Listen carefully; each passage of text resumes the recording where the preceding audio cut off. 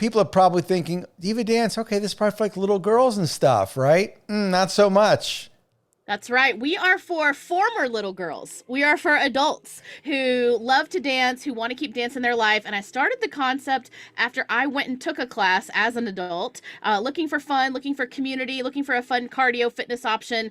And there were no dance classes in New York City at that time that were intended for folks like me, regular people. It was all for, Beyonce backup dancer bound, Broadway bound beauties, these tall, slim, perfect women. And I was just a normal gal who wanted to dance to fun music and find some friends. So that's what I created DivaDance for. So the former little girls, but not current ones. That is beautiful. I love the concept. I don't know anybody else that's doing anything like this in franchising.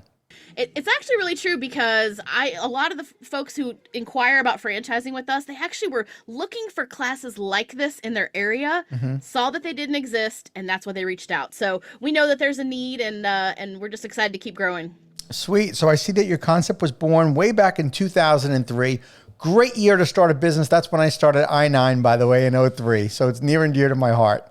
The time goes by really quick. I mean, I just started by teaching my own classes. I walked out of a studio in New York, and on the corner of 57th and Broadway, I know you're a New York City guy yourself, so you'll appreciate. Oh, yeah. On the corner of 57th and Broadway, I made the decision I was going to teach my own classes. And in New York City, there's a lot of really great spaces that you can rent. I wasn't looking to open my own physical studio.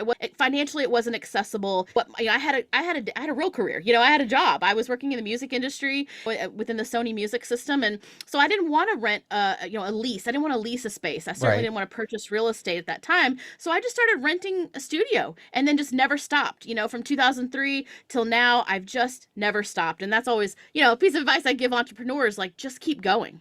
Just keep going. I even noticed like in franchising, some of the successful franchisees were folks that struggled. And the only reason why they survived and had a thriving business is that they hung around long enough. They didn't quit too soon.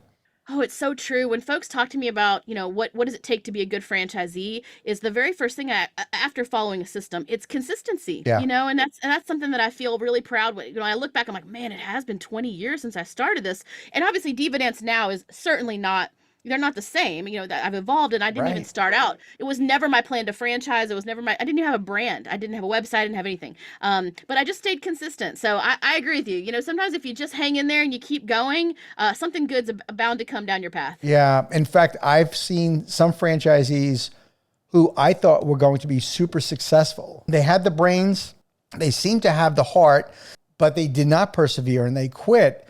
Whereas they should have been more successful than some other franchise owners that, quite honestly, when they came into the system, I didn't think they were going to be great, and they end up being really good because they hung around. And there's something to be said about perseverance for sure. Yes. Well, real quick, last thing on that is that I give all my new franchisees a picture. You've probably seen this before, where it has the guy mining in the coal mine, and he's digging and he's digging and he's digging, and then he gives up. And then, like, if he had just hit it one more time on the other side of that wall are those diamonds. So I actually had an illustrator create a version of that for DivaDance that shows oh, here's all the things that you want in your life, and if you just keep hitting, you're gonna find the diamonds. So I'm actually funny that you mentioned that, because I don't always talk about us kind of sharing that sort of sentiment and that visualization of that, but that's a big theme for us here for sure. I think that is a great theme to share with franchise owners when they're coming into training, when they're bright-eyed and bushy-tailed, and it's the honeymoon period, and they only see all of, they have the stars and moon in mind of how big is big for them, but to set the kind of precedence that you're going to be working hard and you're going to get into the grind. And I think preparing people for the grind from the very beginning, there's something to be said about that. And I don't think enough people do that. Absolutely. Yeah. We talk about that valley of despair that they talk about in the entrepreneur journey. Yeah. And it's real, and so we spend a lot of time, I don't shy away from it. I tell them, you're going to have days where you want to quit, you want to give up, you're mad at me. I always tell them, there's going to be a day where you're mad at me. You're going to be mad at Jami for bringing you into this thing. But, the good days will definitely outweigh the bad. So absolutely. I love that. I love that philosophy. It's true. All right, let's go back before franchising. We started talking about you when you opened your first DivaDance. What led you though to deciding, hey, I'm going to franchise this concept? Was it like a defining moment that you just had this aha and I have to do it? But what led you to it? So you're gonna love this, and I think a lot of founders will appreciate that intersection where we make the decision, like that moment. And so, but for me, it was I knew I needed to exit the music business. I was tired of making rappers and pop stars rich and famous, which was really what my job was in my old Wow. career. It really was. That And could be a awesome podcast careers. episode in itself. Totally. I mean, listen, I got some fun stories. It was an amazing time. This is before I was, focused on my family. I now have two daughters, and it's just a different era. But at the end of the day, like, music is awesome and it's important, but my direct contribution to helping add value to people's lives was very hard to really kind of get my hands around. Like, it was a squiggly line to Hmm. adding value. With DivaDance, I had this hobby business, this side thing that had a direct line to helping people, and it made me money. It was really, again, without a whole lot of intention behind it or a true business model. I knew I had something people wanted and they were willing to pay me for. And so there was a moment where I was, I was at that crossroads of looking to exit the music business, and I looked at this little thing, this little dance business. I jokingly refer to it now as this thing I had, and I said, well, I don't really know what I want to do next, but what if I just kind of like gave this my full energy, as they say, instead of my half-ass, what if I gave this my full Full ass? ass. Like, what if I went for it, Exactly. right? And what Right. if I went for it? And in that process, I did a lot of research, and I actually came across someone who was willing to do a mentorship phone call for me. There's a lot of cool platforms out there that you can, get some mentorship. This is before I knew anybody in franchising. Mhm. And I explained to him my model. A guy named Dan Mesritsky. He has a fitness brand based in Canada. I knew nothing about franchising at all. And I did a little mentorship call with him, and I told him, a few sentences about my business, and he goes, you really should franchise. And it never occurred to me. I knew I wanted to bring this to other places, but in my mind, franchising was not accessible financially. Mhm. And because I didn't know anything about it, I also assumed it was just not accessible as a business option. And so, with him just planting that seed, I took that and ran. And, through a course of some relationships through my family, and doing some research and some cold calling, we started down the path of turning this into a franchise system. So I'm so grateful for Dan and that call, Mhm. that kind of Yeah. serendipitous moment that I happened to talk to him, and that he even planted that seed and made it accessible. What around what year was that? That was 2015. 2015, when I love the phrase, like, I have decided, because we all spend a lot of time kind of like, well, I might, and I kind of, and not. And Exactly. I can very, very clearly pinpoint September of 2015 when I just made the decision that I was exiting the music business. And so at that point, there was no hemming and hawing. I was doing something different.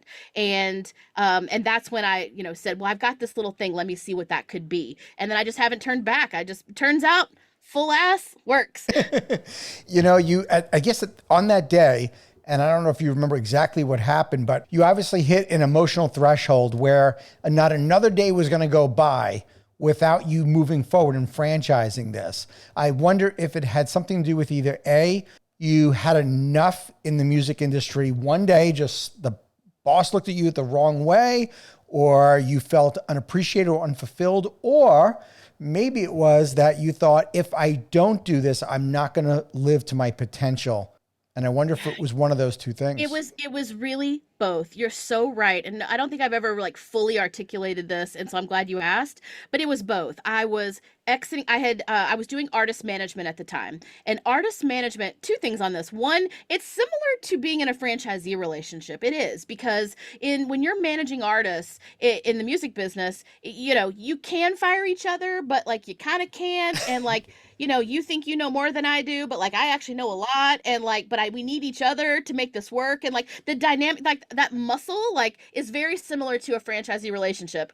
Now my franchisees are way better than any artist I ever worked with, but it's a similar muscle, And so I was getting out of a management relationship with an artist that just that put the definitive decision of like, this is not how I want to show up in the world. It was Oh, a professional, it was a female artist. It was just a woman that like just did not bring out the best in me as an executive.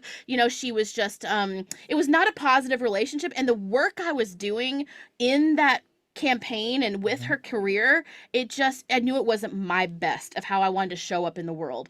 And when I started researching franchising, I knew it would bring out the best in me. I could help bring out the best in others. And I had this amazing concept that I know changes lives, that I love to do every day, that I could help other people do that. It was a no-brainer.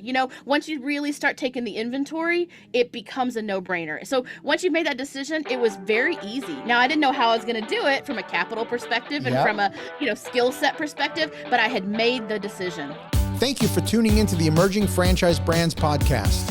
For additional insights, guest applications, and to stay connected, visit us at efbpodcast.com. The Emerging Franchise Brands podcast is for entertainment purposes only, and the views expressed do not necessarily represent those of Emerging Franchise Brands, its host Frank Fiume, or Emerging Franchise Group LLC. Any discussed franchise or investment opportunity requires thorough investigation, obtaining proper disclosure documents, and expert consultation before making any investment decisions. The podcast and its host do not offer professional advice or endorsements, and they hold no responsibility for actions, representations, accuracy, or consequential damages related to the podcast content.